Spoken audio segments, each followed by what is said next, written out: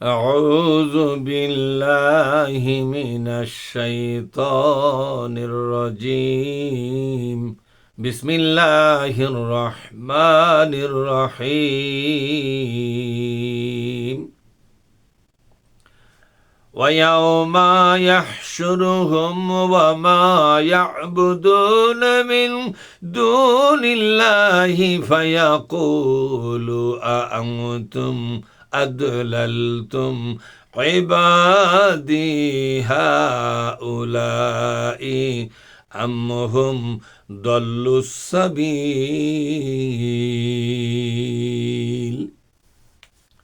الحمد لله رب العالمين والصلاة والسلام على سيد المرسلين وعلى آله وأصحابه أجمعين أما بعد সম্মানিত দিনী বন্ধুগণ, আমি আপনাদের সামনে পবিত্র কোরআনের 25তম সূরা সূরা আল ফুরকানের 17 নম্বর আয়াতটি পড়ে শোনালাম। আসুন এই ছোট্ট একটি আয়াতের ভিতরে আল্লাহ রাব্বুল আলামিন যে বিশাল পরিমাণ শিক্ষা আমাদের জন্য রেখে দিয়েছেন তা বুঝবার যেমন জানবার জন্য আমরা চেষ্টা করব। আমার তৌফিক ইল্লা বিল্লাহ। আল্লাহ পাক বলছেন ওয়ায়াউমা, সেই দিন মানে ডে অফ জাজমেন্ট, সেই দিন যেই দিন বিচার ব্যবস্থা হবে, মানে পরকালের দিন, যে দিনকে কোরআনের ভাষায় বলা হয়েছে 50,000 বৎসরের সমান। 50,000 বৎসরের সমান যে দিনটা হবে, এই দিন হবে পরকালে সকলের বিচার ফায়সালার দিন, সকলের পুরস্কার দেওয়ার দিন, অন্যায়কারীদেরকে চরম শাস্তি দেওয়ার দিন হলো কিয়ামতের ময়দান। সেই দিনে আমি আল্লাহ তাদেরকে জমা করব, একত্র করব, আমি হাসর করব। ওয়ায়াবুদুনা মিন দুনিল্লাহ, আল্লাহকে বাদ দিয়া ওরা যাদের উপাসনা করেছে, আল্লাহকে বাদ দিয়া, বলেন তো ওরা কার উপাসনা করেছে? আল্লাহকে বাদ দিয়া মানবরূপী কিছু নেতার উপাসনা তারা করেছে। কিছু ধর্মগুরু, ধর্ম নেতা ধর্মের লেবাস পরিয়া জনগণের সামনে ইসলামের দোহাই দিয়া উল্টা পাল্টা কথা বলে মানুষকে সেই পথে পরিচালিত করেছে।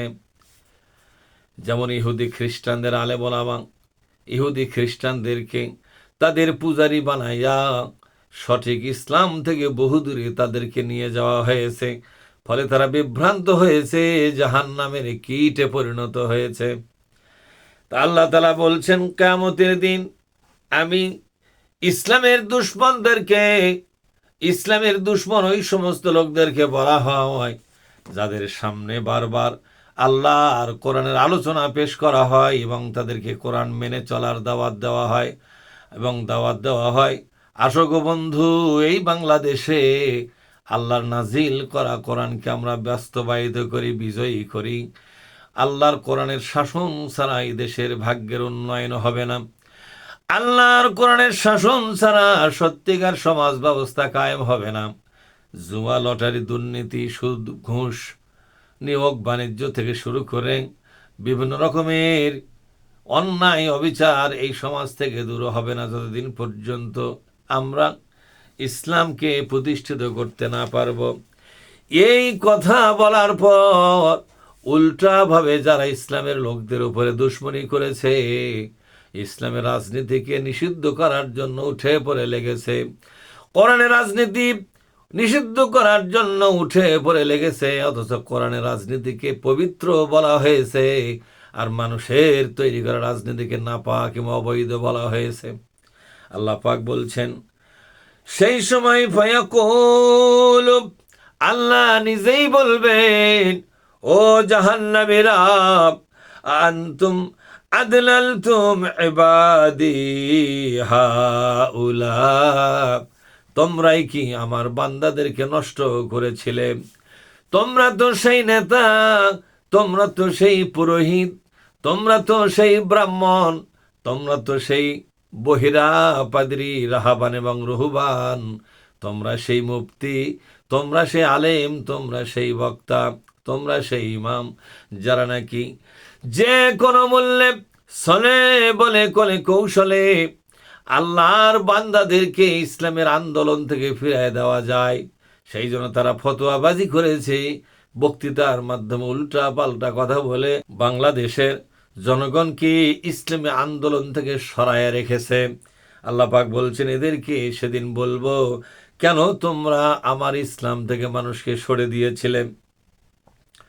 আম হুম দল্লুস সাবিল, অথবা এই সমস্ত লোক অবশ্যই তারা সত্যিকার ইসলামের পথ থেকে নিজেকে হারিয়ে ফেলেছে। এরা সঠিক ইসলামের পথে নাই, অনুমানের মাধ্যমে কথা বলে, সঠিক ইসলাম থেকে তারা বিচ্যুত হয়ে গেছে। কারণ হলো আল্লাহর নাজিল করা কোরআন তারা মানে না। তার মানে হলো আল্লাহ পাক মানুষের জন্য যে কোরআনুল কারীম, যে শাসন ব্যবস্থা নাজিল করেছেন, আনন্দের সাথে নিজের মনের ইচ্ছায় আকাঙ্ক্ষায় সেটা মেনে চলতে হবে, এই কাজটা তারা না করিয়া আল্লাহর দুশ্মনে পরিণত হয়ে গেছে। আল্লাহ পাক বলছেন, আমহুম দল্লুস সাবিল, নাকি তোমরা সবাই মিলে নষ্ট হয়ে গেলে?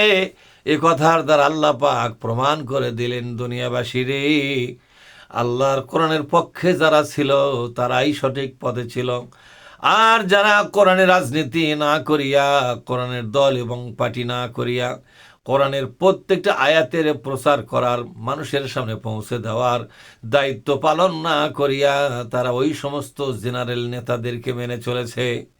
এই জন্য আল্লাহর চোখে তারা হলো অন্যায়কারী, তারা জালেম, তারা ফাসেক এবং তারা মোনাফেক, তারা কাফের। এভাবে আল্লাহ তাআলা তাদেরকে চিত্রায়িত করেছেন। সুবহানাল্লাহ। মহাবিশ্বের মালিক আমাদেরকে এই কথাগুলো বুঝবার তৌফিক দিন, আমিন।